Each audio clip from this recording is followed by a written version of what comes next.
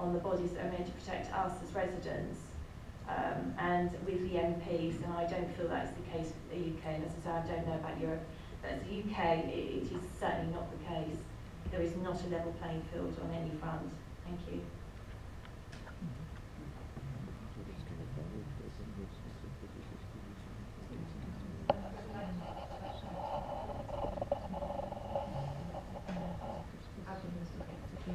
What you just explained, Sarah, this is pretty much the situation we are facing in Austria. The Republic, Lower Austria holds a 20% share in the airport. And at the same time, it is the authority which conducts the environmental impact assessment. It is the authority which grants the permission. So it sort of grants the permission to itself as a shareholder. So you can imagine how the proceedings work. Thank you. Yeah. Are there any other reports from different areas that haven't yet spoken? If you wish to speak in your own language, you may.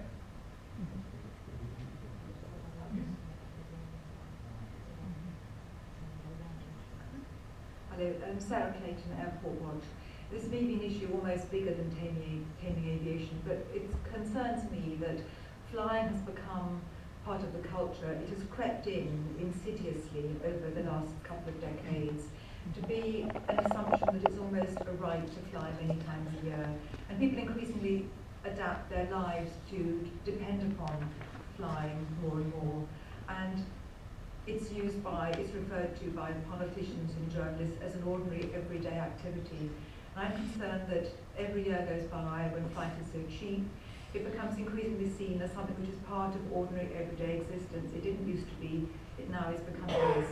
And we need to try to do something to make people realise that flying it should not be a daily, every day, every week activity. It is special, it is privileged, it is expensive, it is intensely polluting.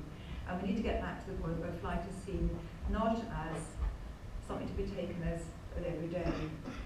And every year people expect more flights. It becomes more difficult to say, no, you cannot increase more, because you can't take back what people have already. And the expectation is growing yearly.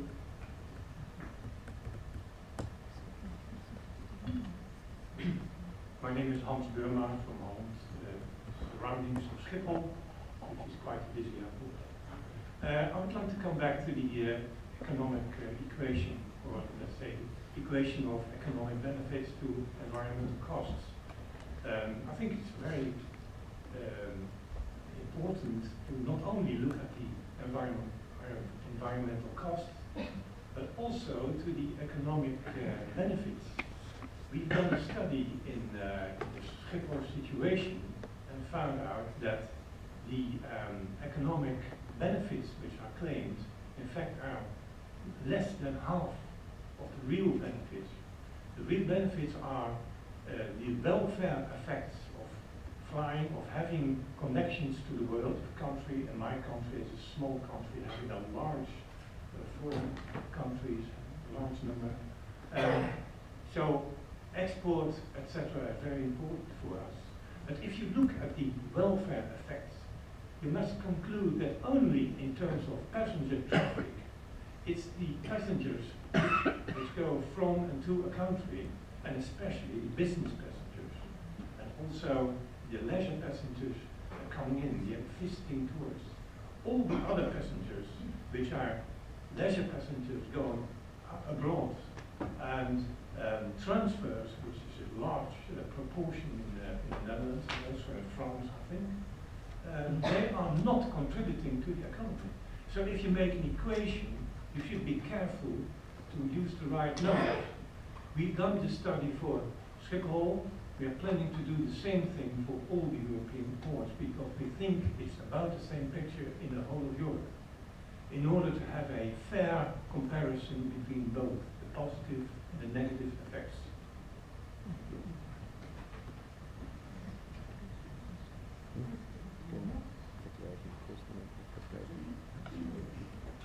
I'm a journalist with Euraction from Brussels. It may be a question to you as a co-legislator. What are the next steps in the Petition Committee? What are you planning to do? Are you going to plan to put forward amendments to different legislation to incorporate the demands of the petition, or what are the next steps in the Parliament?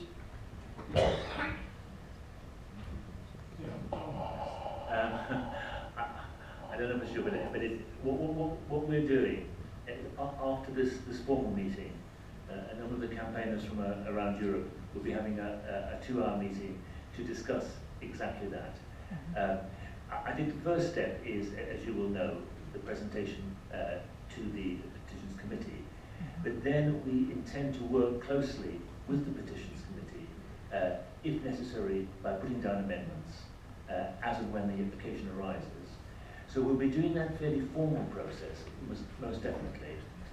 But I think we also want to use the petition as a way of raising the wider issues with MEPs in the Parliament, with the Commission, with a view to working with organisations like Transport and Environment, so that we begin to lobby when the Energy Directive is looked at later in Parliament, and when the VAT Directive. So it's working on a number of fronts, directly with the Petitions Committee, but also using that to raise the issue more widely, so we can influence those other directives. But I think very much working in conjunction with lobby groups like TME, who are based in Brussels, because as you realise, we're a network not based in Brussels. So we will establish that all-important link. Just very quickly to follow up, maybe I missed it in the first speeches. Did any of the network organizations try to actually have established a cooperation with the airports themselves? Because sometimes, instead of going through, I don't know, and because sometimes it's easier to go, instead of, have a binding law, it's easier to have cooperations and regional.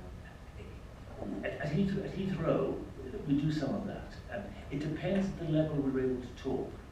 I think when we're talking about fiscal measures, taxes, VAT, clearly we want that, and the airports don't, and the airlines don't. So there's not much dialogue we can have on those sort of issues. Where at Heathrow we do have genuine dialogue and engagement is on the more practical matters regarding the airport, regarding flight paths, regarding relief of noise, and we have quite a good working relationship with the airport on those issues. But clearly on some of those bigger issues, we recognise that we have differences of opinion.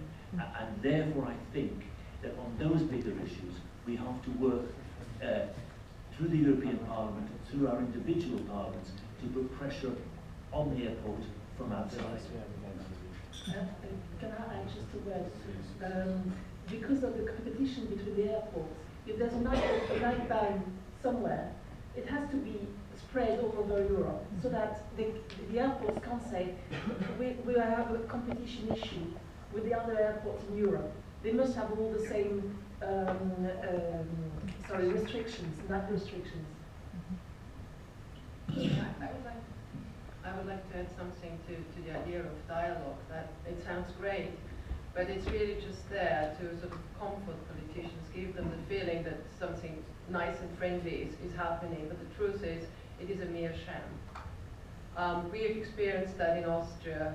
There is certainly no level playing field. There are paid representatives of airports and airlines, and they sit down with representatives of citizens' initiatives, people who spend their spare time, their free time, on discussing where flight paths should go or not. They spend an enormous amount of time on this, and at the end the airport just does what is best for its capacity. So it is a mere sham, and it's totally unfair. What is really missing is a body that really protects the interests of the citizens. The state should do it, but the state isn't interested because the state holds a stake in the airport. Thank you. Just to sort of complete the answer to the question, in the coming this new term, our Parliament will review Europe's energy taxation and VAT directives. And where this petition is very, very useful, is that it provides outside the formal directive sort of format of the way forward. It provides a fleet of foot consideration of what's important to people, and really to garner and to gather citizens' interest and support in the issues that arise. And also in 2016, Parliament will decide on whether Europe's aviation should be part of the emissions trading scheme, which I think is a no-brainer. Yes, good. Keith, I might be able to add a little bit to the procedural aspect of what happens next. I think perhaps it would be helpful for people, not at the political level, but what will happen now when the petition is registered is that clearly there will be an assessment that's conducted by professional staff within the Parliament, and no doubt it will be forwarded to the European Commission in order that they can give their view on the substance of the case that you present. And clearly, if there's any supplementary information, any additional evidence that your organisations wish to contribute to further consolidate the petition, then it's up to you to do that, and it will all be, I can assure you, taken on board. When this assessment has been conducted, there will then no doubt be an occasion for the organisers to come to the Petitions Committee itself, by which time the other relevant parliamentary committees will also have been informed.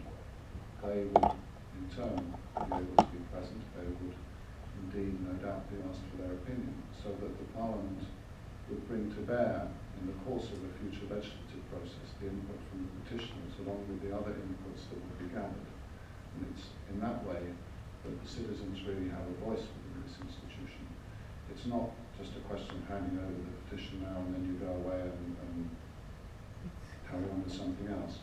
This is the beginning of quite a long, and as Keith has pointed out, complex legislative procedure where you are in competition with the other groups that will have, no doubt, the airports, no doubt the energy industry itself, but you're creating that level playing field within the Parliament by presenting this petition, and I think that is what is important for citizens to know.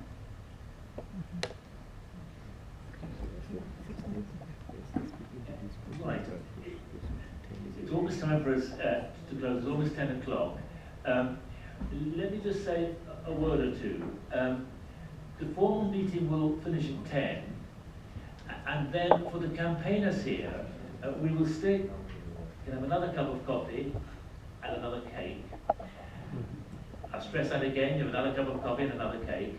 But then, the campaigners here, we're going to have our own meeting for another 2 hours until 12 o'clock, where we will discuss the issues in more detail, and in particular the way forward in more detail. If there are people from Keith's office or anywhere, or team who want to stay with us, that's fine. You may have you may be very busy, but if people want to stay, that's fine. It's essentially a meeting for all the campaigners to discuss the way forward.